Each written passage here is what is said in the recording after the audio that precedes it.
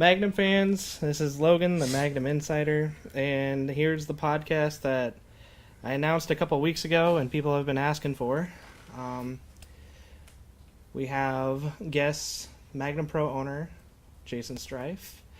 We have the Magnum Pro champion, Cornell. And then now this is wrestling owner, Boner. Jeremy Lubash. Good one. Oh, Good. this is going to be fun. He spent all week thinking of that. When he says owner, I was like, boner. Oh, I know. I know his childish ways. All right, so Glad he wrote it down so I didn't forget it. you two done? I don't know. We can keep going. All right, so the last time we had this podcast, it was you and I, Jeremy, and you had a chance to air some grievances without our loyal fan base interrupting you over and over again. So I kind of want to recap with that with Jaysin Strife here in the room now. Well, Go this will ahead be and a repeat first because, God forbid I ever heard any of this stuff beforehand. Yeah, I would like to hear this face-to-face, the quietness of this undisclosed location. Go ahead. Mics that actually work and don't cut out. So, well, I want to start with Stripe. I mean, I said all I had to say at the last little interview that we had. I mean, I'm assuming Strife has heard it. Or No, I didn't bother. oh, go figure. Because, I didn't bother. Yeah, he doesn't watch his own product or listen to his own product, so I figured he wouldn't. What do you want to know specifically, Logan?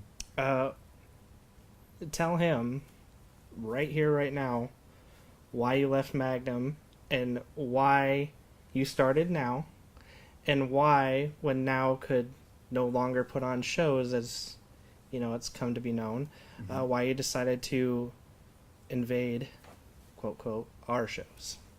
Okay, so I'll start out the same way I started out last time, where I will say this, that I was the one that was bleeding purple more than anybody, didn't want to leave Magnum, and there was plenty of opportunities given to show creative side. I'm not just going to say myself, but there's creative people, you included, Logan, our displeasure with how some things were going on there.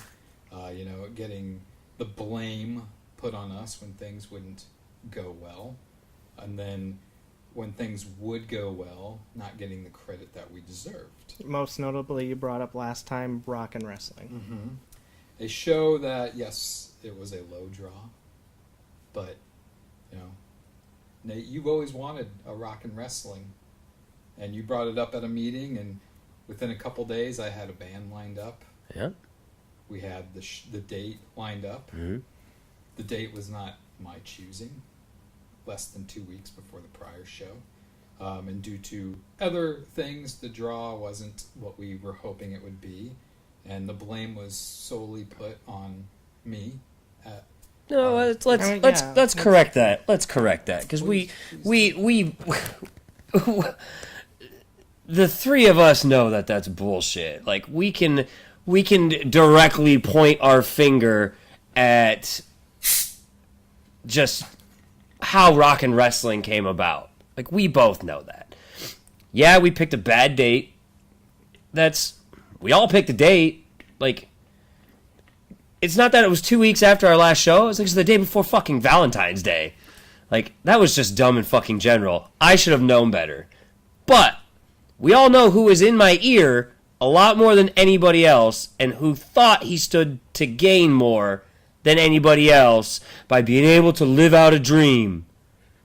Plain and simple. Let's call a spade a spade.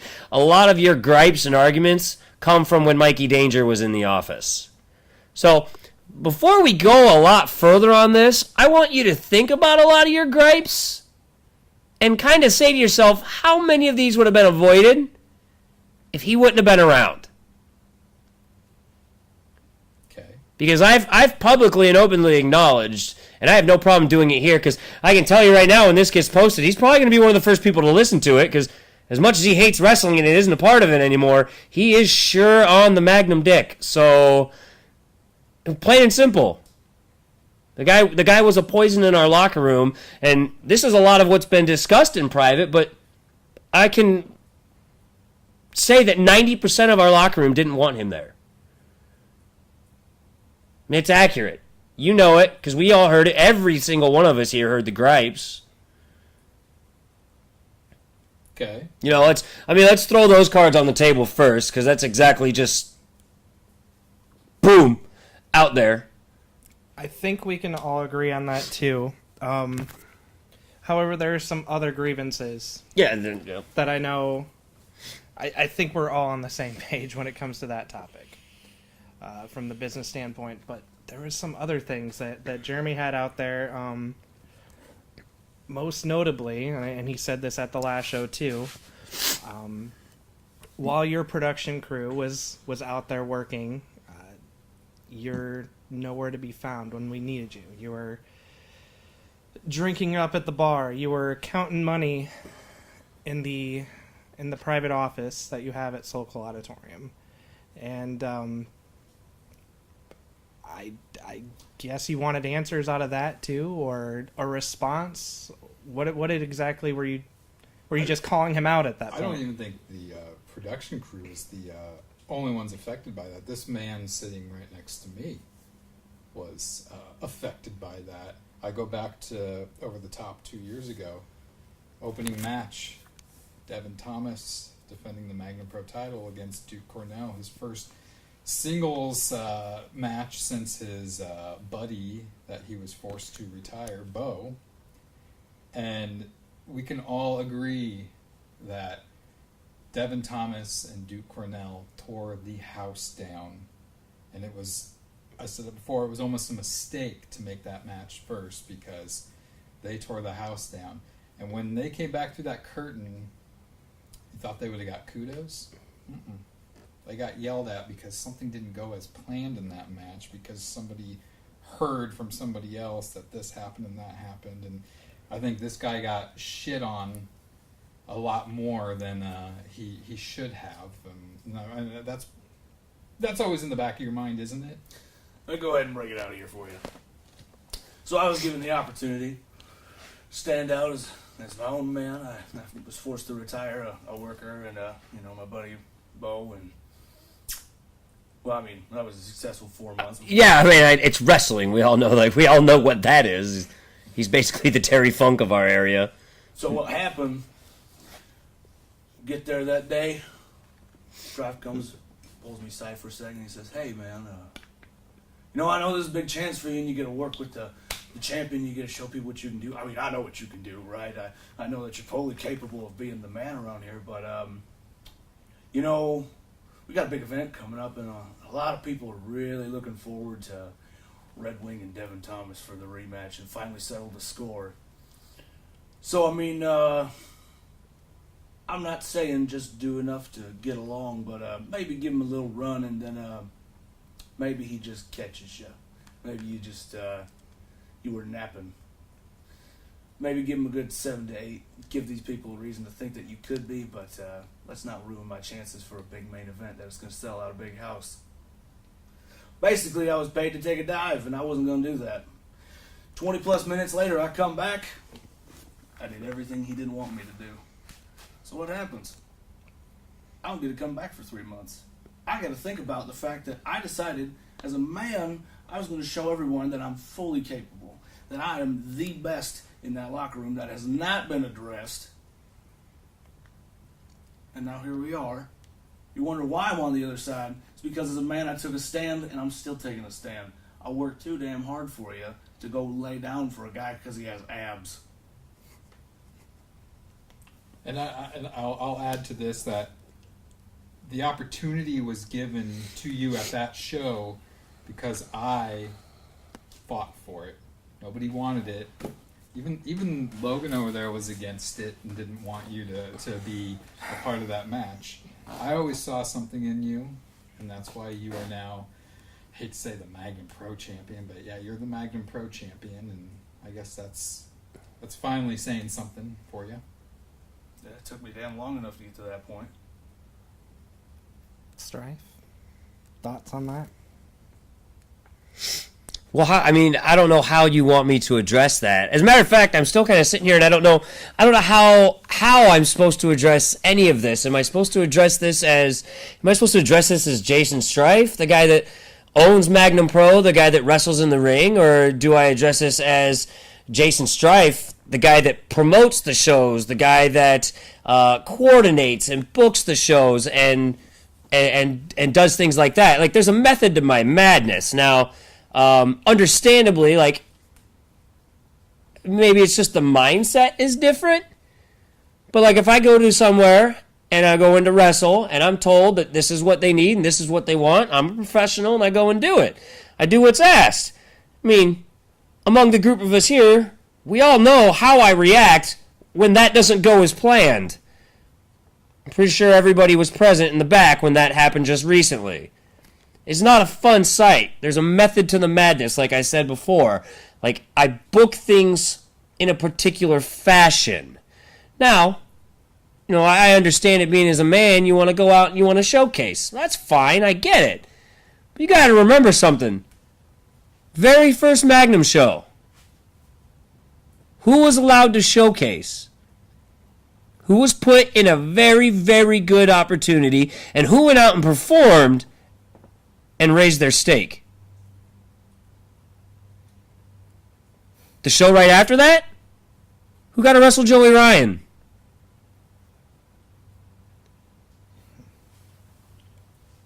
I reward and present opportunities as seen fit. And if there's one thing that anybody should never be able to say about me is that I'm not fair. Because I've given a lot of guys a lot of opportunities, and I've also asked a lot of guys, and a lot of those guys have done what I've asked. It's the name of the game. It's the show. It's how it goes. The event was over the top, right? We had the championship match. Right. Open over the top, which I think we've done before. Because what always main events over the top? Over the top. I've got a bad noggin from getting hit a lot, but you're welcome for that one. Yeah, when has the WWF Championship main evented the Royal Rumble? I think it was like a couple years ago when it was for the championship. So outside of that, a valid point. I can't even argue with that valid point. But, like, in reality, when has there been like a singles championship match then to main event Royal Rumble? So basically, I'm seeing. Duke, you're upset in the fact that you took. You bled purple too. I won't deny that too. You've been here since the beginnings. Duke may actually be the only guy that's been on. He had the streak for the guy being on every event for a very long time. And I will admit, there was a time where people didn't really care. Maybe they cared about Duke, but I guess what I'm hearing here is as a booking team, he wasn't given the opportunities anymore. He was not even booked on shows anymore, which kind of goes back to a previous production team that we had together too, to kind of explain that whole situation. That was definitely a team effort. So being put on the shelf, not invited back, and I think, Jeremy, you brought this up last time. It's just one of your, and I'll put it out there too, kind of the gripes before, is if somebody goes to we got some sort of beatboxing going off somewhere, but when somebody goes to another show, when somebody wrestles on Now This Is Wrestling, it seemed like the welcome mat wasn't there for them anymore at Magnum Pro. Would you care to address that, Strife? Yeah, it was. So we had a bit of a skewed thinking. We all did, because we all went back and forth about it many a times. It's always been one of those things. It's always been one of the things that has plagued me and has been a huge issue that I've had to deal with. It's not just because it's like locally being a thing. It's how you watch it on a national level. Some of the top like national companies out there on the market right now, there's guys that'll be like, hey, if you wrestle for A, you can't work for B. And in my eyes, like, and obviously it probably wasn't the best decision, but I considered Magnum to be one of those top companies, so it was like, okay, like, they're drawing huge, why don't we do the same thing? But from a business standpoint, if you can see guy A 10 days or 14 days before you can see him at my show, if you can see him at another show and pay less money, then why would you come pay more money to watch him at my show? I mean, it was a business decision. It always was a business decision. It was always something that, again, we discussed as a team off and on forever. It wasn't until just recently that, you know, I've said it. I've said it in front of everybody. Magnum Pro has nothing to worry about. We've proved time and time again that, like, we're the elite.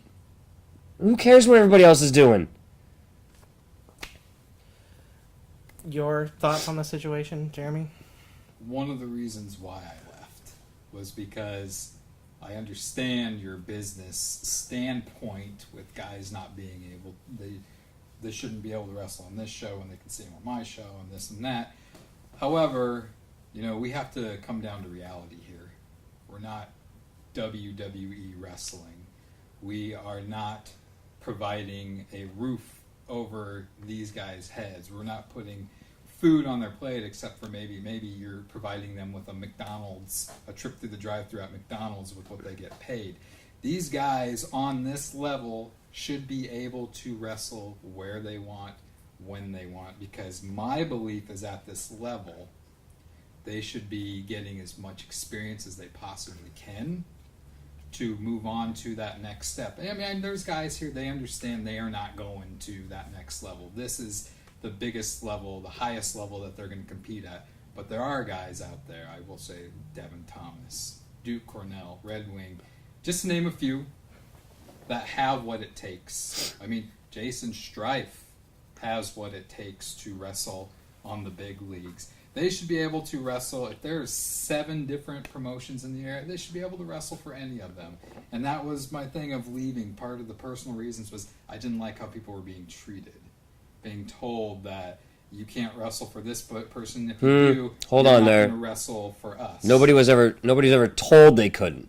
They were given the option. Well, basically being told. You're given the option. If you wrestle for them, don't expect to get booked or put in any storylines on There it is. There it was. There, you just said it right there. If you go wrestle there, you won't be featured at a Magnum event. Not booked, because there are guys that I still booked, but we didn't push them following that. Look, in hindsight, I probably limited some of our best guys making that call. But this is the thing about me, is that a lot of other people in this area, they just love wrestling, and they just want to have wrestling shows. I'm a businessman. And that's what I am through and through. As much as I love professional wrestling, as much as I love Magnum Pro, as much as I love putting on shows, I don't put on shows that don't make money. I run wrestling like a business. That's why we've grown. That's why we've succeeded. Now, obviously, that did not sit well with you, because that's not, you have made it abundantly clear the numerous times I've spoke to you that you just love wrestling and want to be a part of it. Well, I'm sorry, Jeremy, but that's what we call a fucking mark. I'm a businessman. A mark that made a lot of money for you. I wouldn't say a lot of money. I kept Magnum going for a while. You had good ideas. I would like to bring up that point, too, because it's something that I know Jeremy said in the last time. It's something that in these rough times before he quit too, that we would sit at Village Inn and we would talk about a lot too, that he is the one who made Magnum interesting. Yeah, you brought in the talent and everything, but Jeremy says it was him and his team that made the talent better, made them more interesting. I know somebody else had said that too. That's the reason people are getting ahead, remember? Now, I will forever to this day thank Jeremy for being a part of Magnum.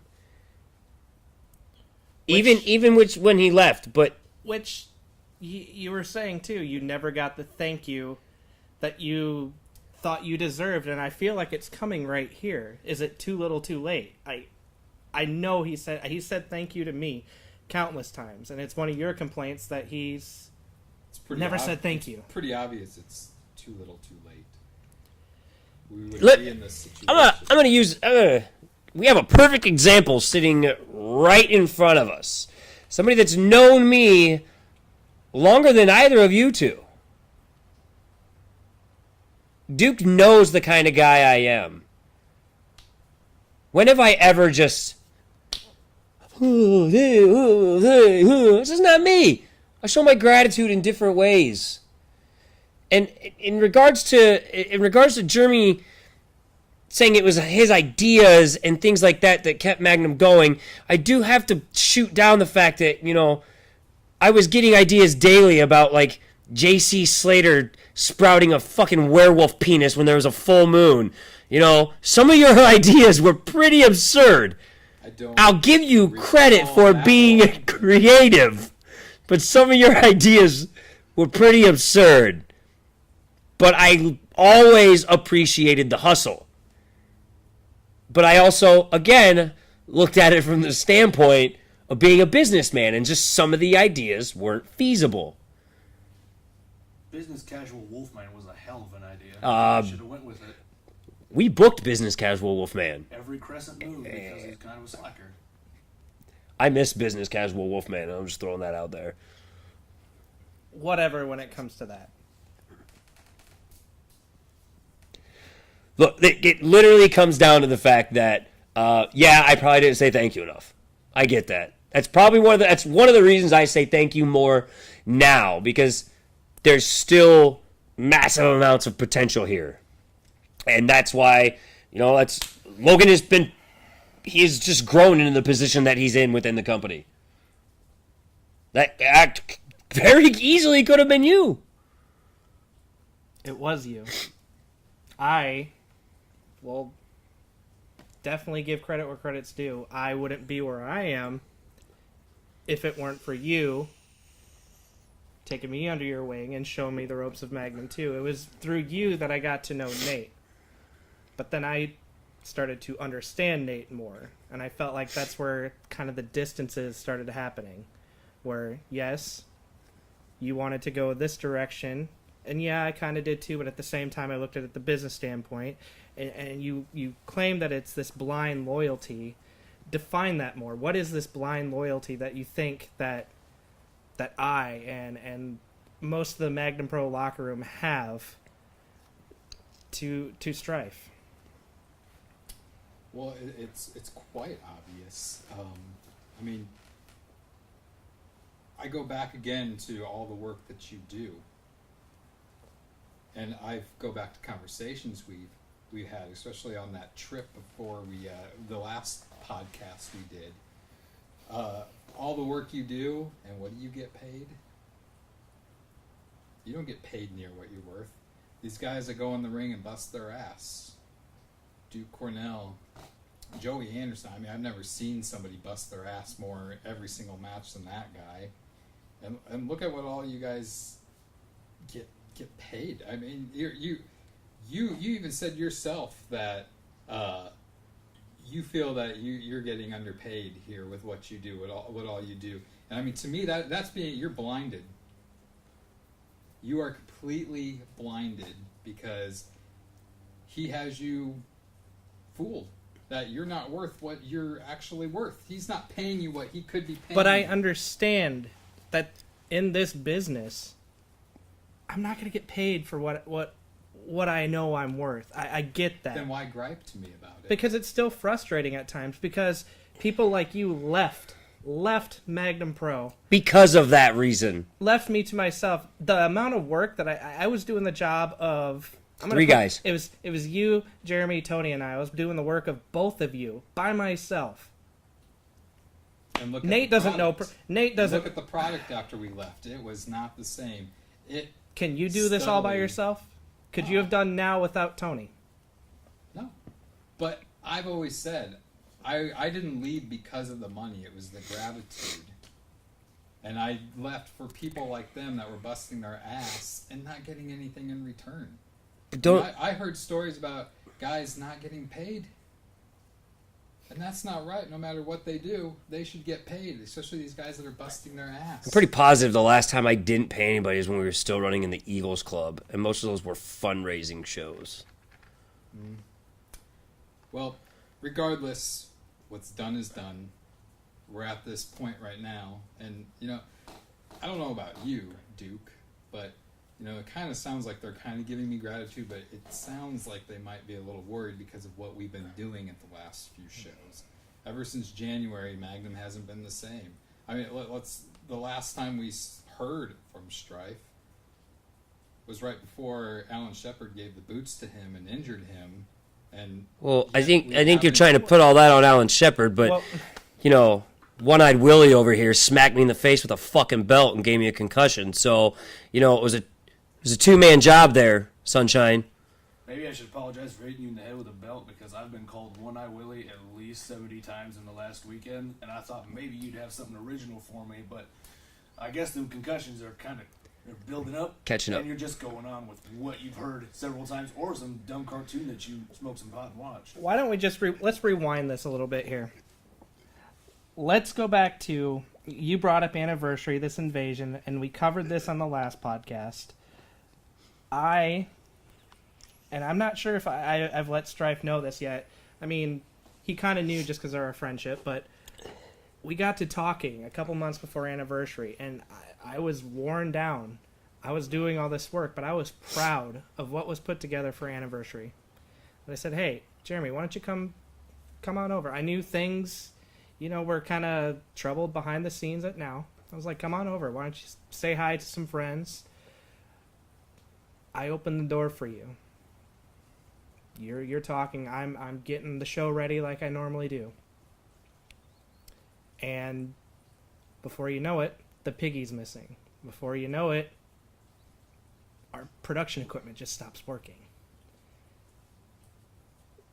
I want to go to Duke now. Were you a part of that whole process? Where were you at in that whole situation? When did you even decide to say, hey, I'm going to join now. I'm going to join this side, the side that appreciates me more.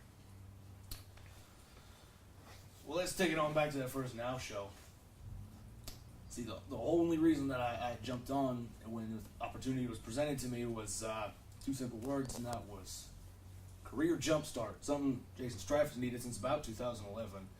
I know you've been in the office and you haven't been one of the boys for very long, or in a very long time, I should say. And, it's funny because you look at it and you look at the two big matches that had happened in the Omaha area, and there was Cornell and there was Eric Cannon, and they're both the biggest matches on them shows. So I needed to go back and prove to myself. I will let you speak when I address you, sir. Okay. I needed to prove to myself one more time that I could still go.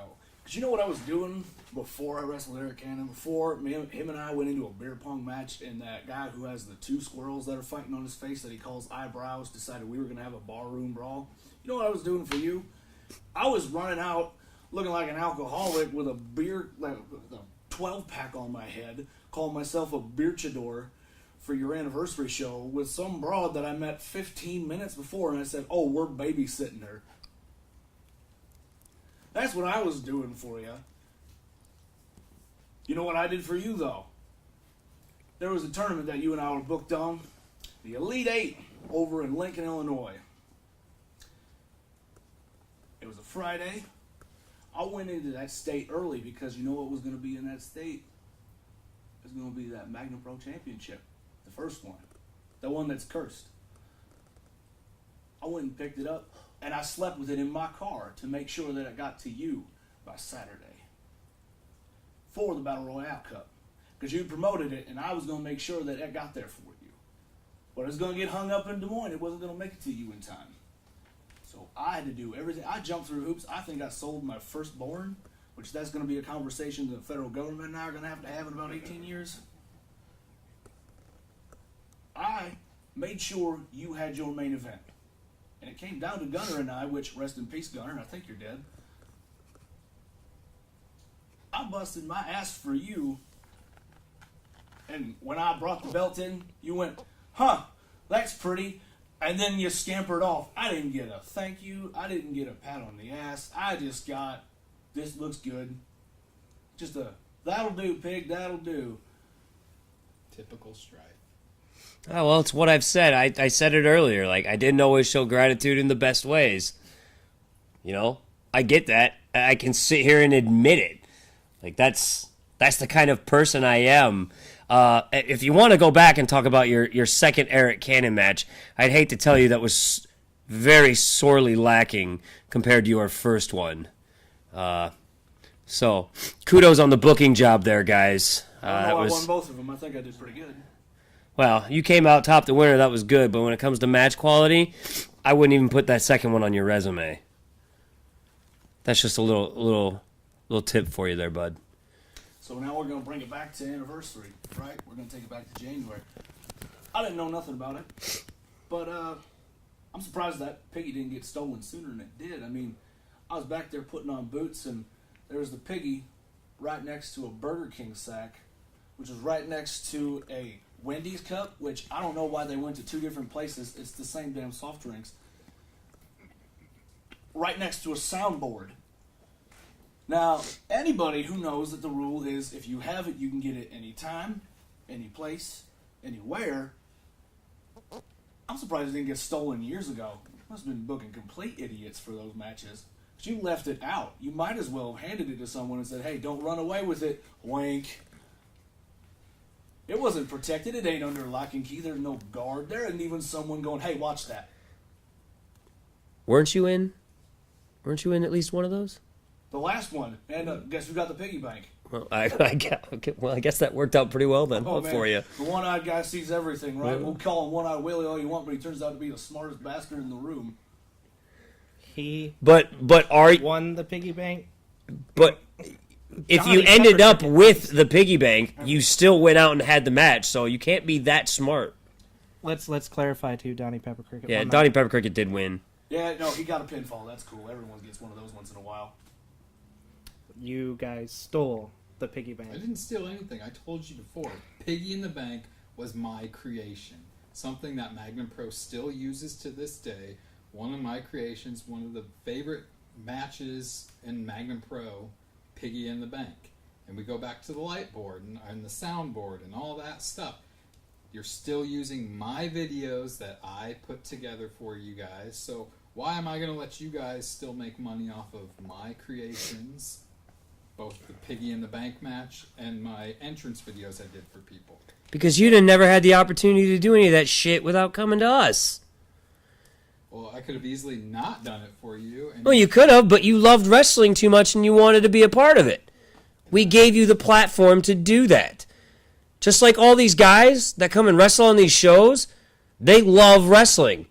I give them the fucking platform to do that. And I think I give them a pretty good goddamn platform to do it on. Considering how much content we have, how much we've got out there, how much we're still getting out there, there's plenty of opportunities for anybody on the Magnum roster to succeed. There's one thing that I've always said, and I'm pretty sure Logan can attest to this. Sorry the house is light. It's been said a few times. Okay, so the other thing that you always say? The other things that I've said, I've never said I. Never said that I did anything. It's always been a we. It's always been an us.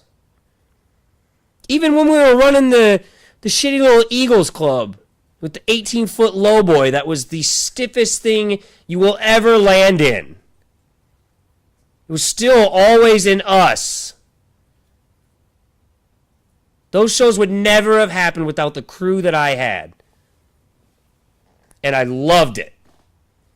As a matter of fact, I pitched going back to the Eagles Club to just alleviate some stress of running shows. And I'm pretty sure, Jeremy, you were the one that shit all over that. Yeah, because I take a huge leap backwards when you're at Sokol and you're putting on these high caliber shows, and then you're going to go back to Eagles Club at the low boy ring where the rope will break every time somebody gets whipped. Hey, you know what? That was like the highlight of the show. People just waited for the rope to fall off. It became its own spot. All 40 of the people there really enjoyed it. I'm pretty sure we put about 250 in there on a couple of occasions. 40 may have ended up being our lowest draw. I wasn't main eventing that show. That's why it was only 40. I think you did about 180, but your buddy Brian and I did 250. You had to take glass to your hands, too. Yeah, well, I ended up not having a concussion, so thankful for that. Me getting a concussion wasn't my fault. Be from that crazy-ass Minnesotan you put me in there with. Spin me around, dump me on my head. You asked for it. All right, guys, we're kind of getting way off subject here, and Strife, this is something that I've been wanting to get off my chest right now, and a lot of the Magnum fans, a lot of the Magnum locker room. Are you asking why he doesn't have popcorn at his shows?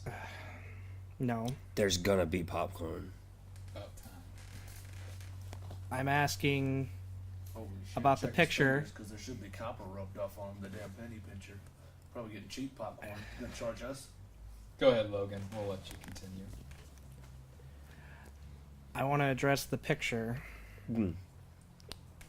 that circled around of you and Jeremy at a dinner table together at Spaghetti Works in Omaha. I knew y'all were at Spaghetti Works and you didn't invite me. I sent you a text. Yeah, go ahead and address that picture.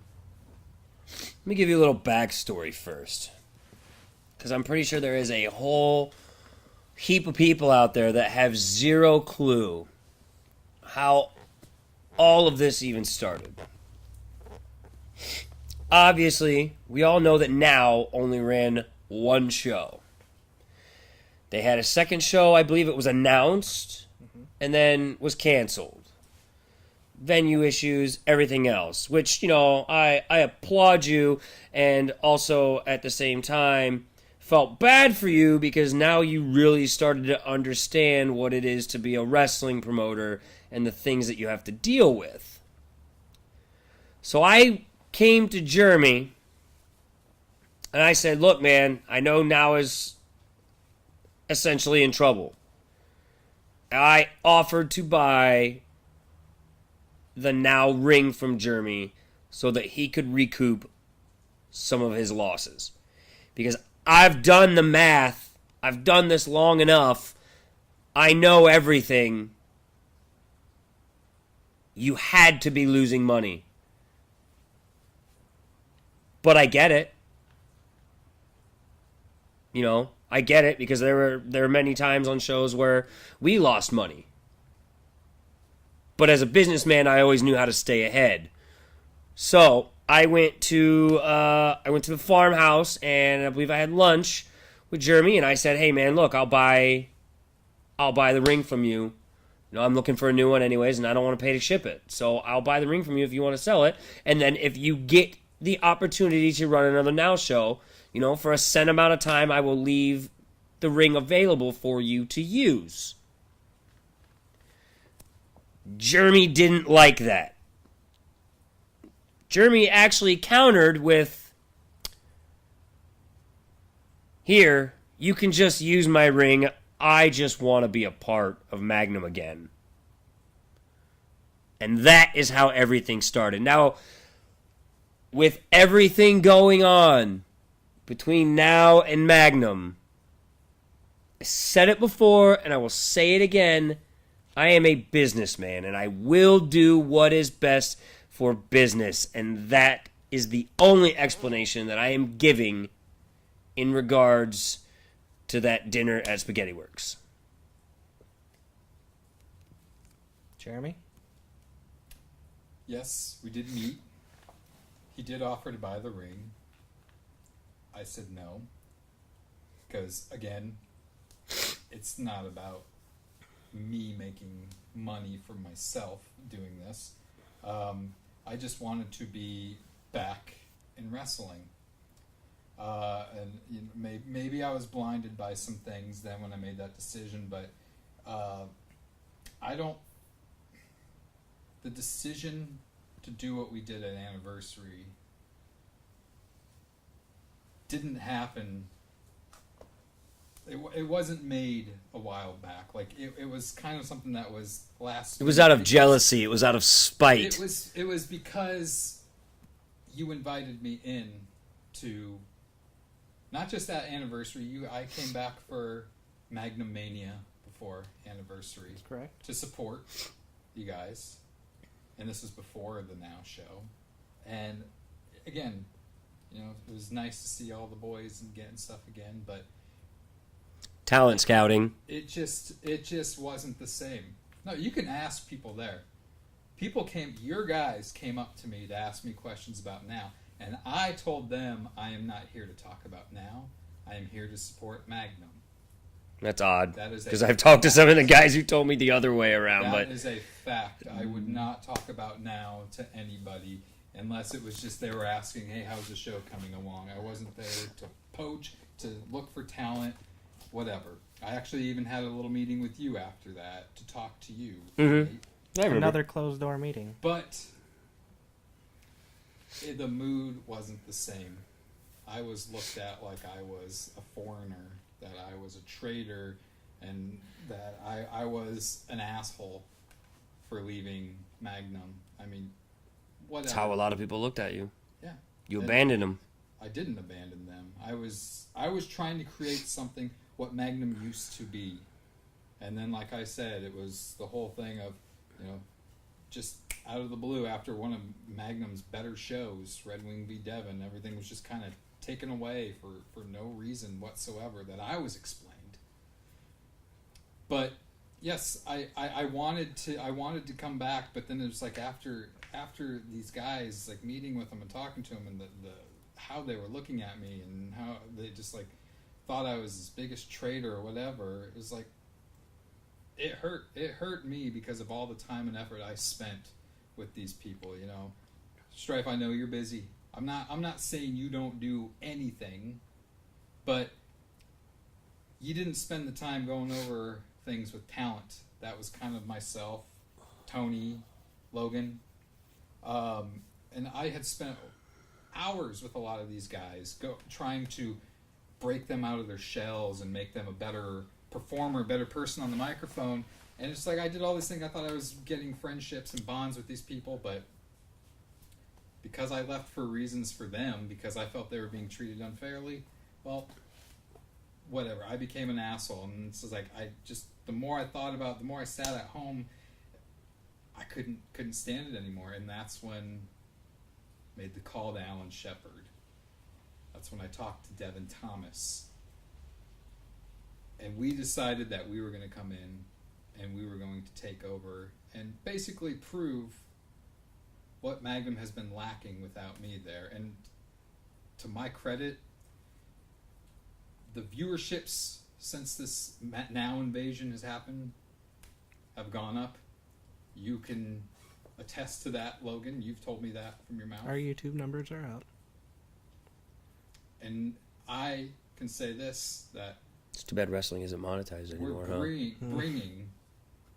we're bringing not only the talent, they're starting to compete more. They're starting to feel that their territory is being taken over by Now This Is Wrestling.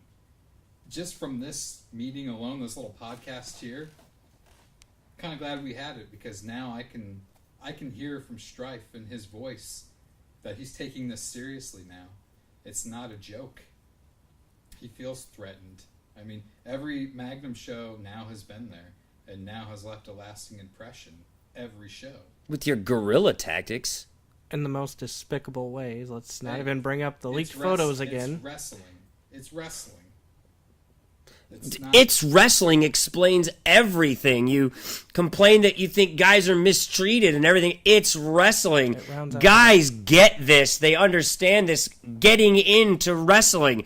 I would drive 8 hours to be told that the fucking gate was low and I wouldn't get paid. I would set up the ring. We would leave at 6 a.m. I would drive out into Illinois, into the Chicago area, wrestle on the show, fall from like 15 feet in the fucking air, hit the fucking ground, still get up, finish the match, tear down the fucking ring, and drive home just to be at work the next day.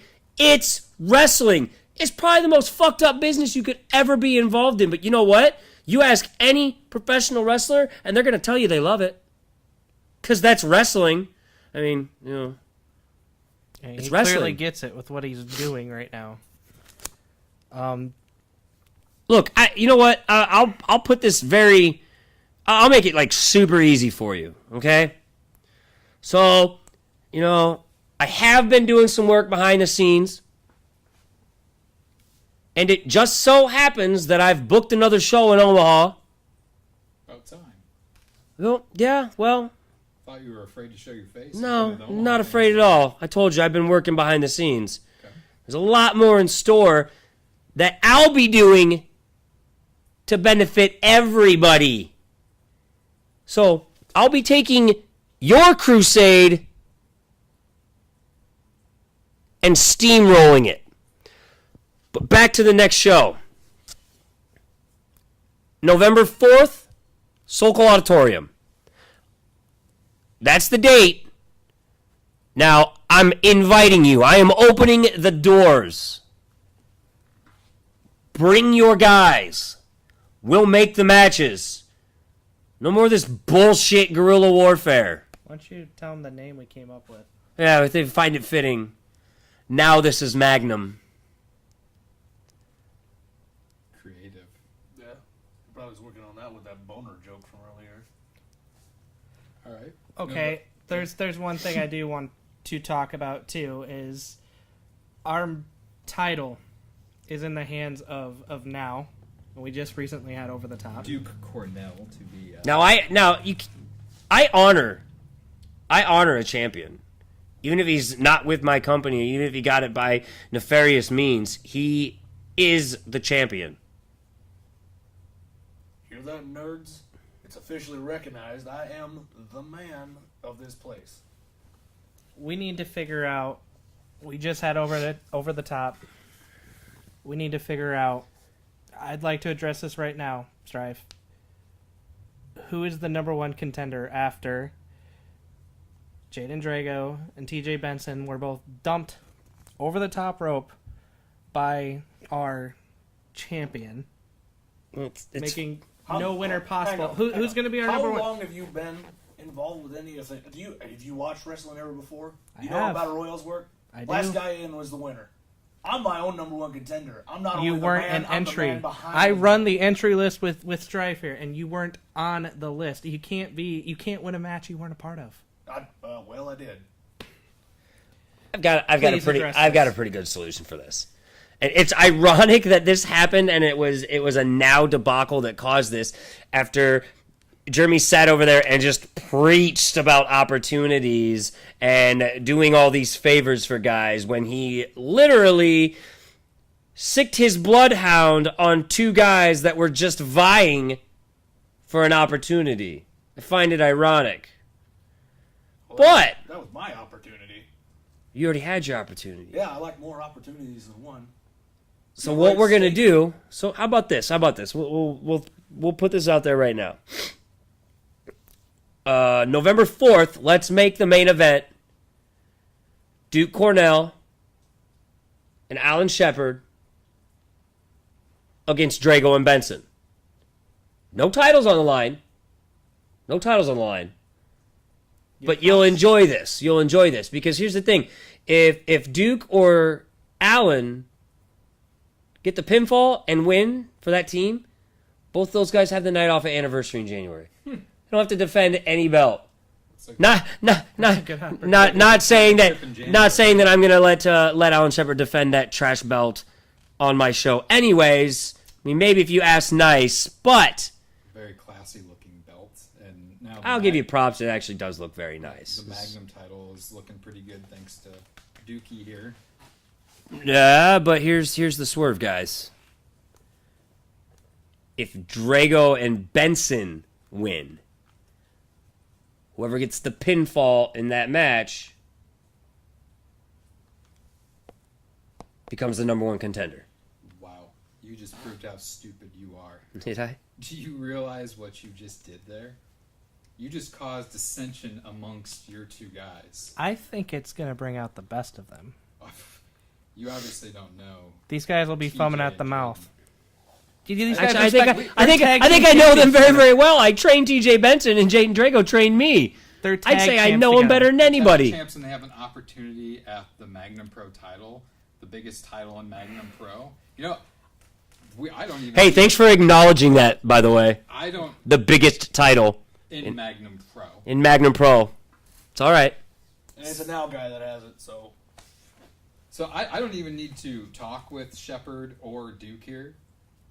We accept. That's a win-win for us. We're gonna take January off because they're gonna win, and even there's no way TJ and Jaden, they could be tag team champions. They are not gonna get along together. If they know that the person that scores the pinfall is going on to anniversary to take on Duke here, not gonna happen. Again, I think I said this in the last podcast. You woke the sleeping giant. And I want to tell you, it's time to start watching your back. Damn, we have aces son. up our sleeves, too. I like how he can talk now when he's sitting behind Strife.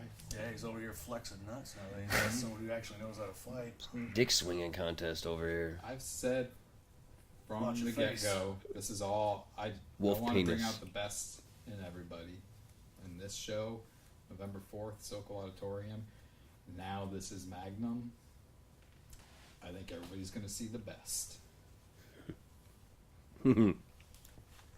Well, I don't know if there's much more to be said after tonight. I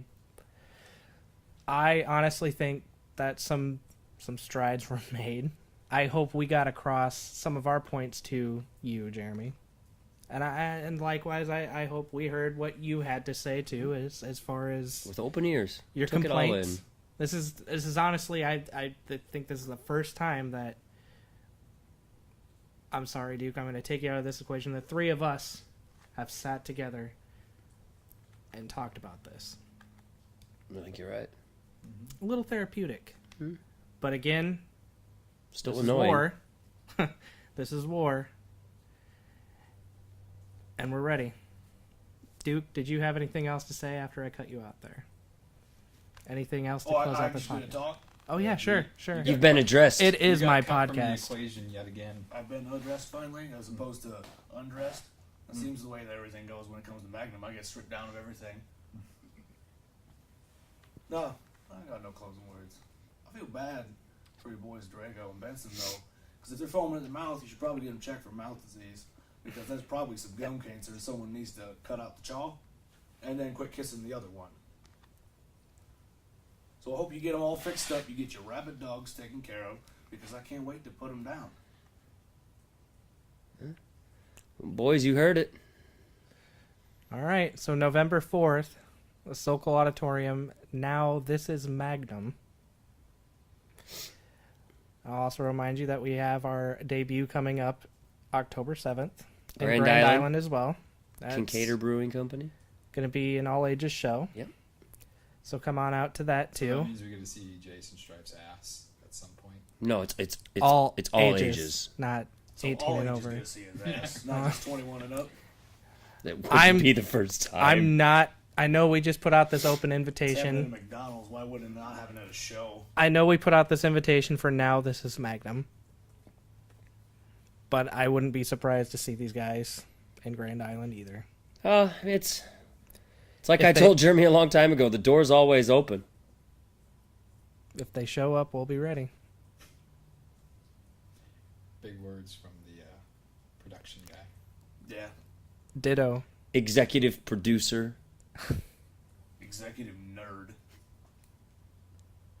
This guy forgets Fucking his roots too. slack-jawed yokel. Oh, that's cool. These people are talking about me the last 6 years. All right, I'm going to close this podcast so we can all get in our cars and go home. And we'll see you in Grand Island October 7th, and then we will see you again here in Omaha November 4th. For now, this is Magnum. This is Logan, the Magnum Insider, and we'll see you later. Hope this town's on fire before November 4th. I hate this place.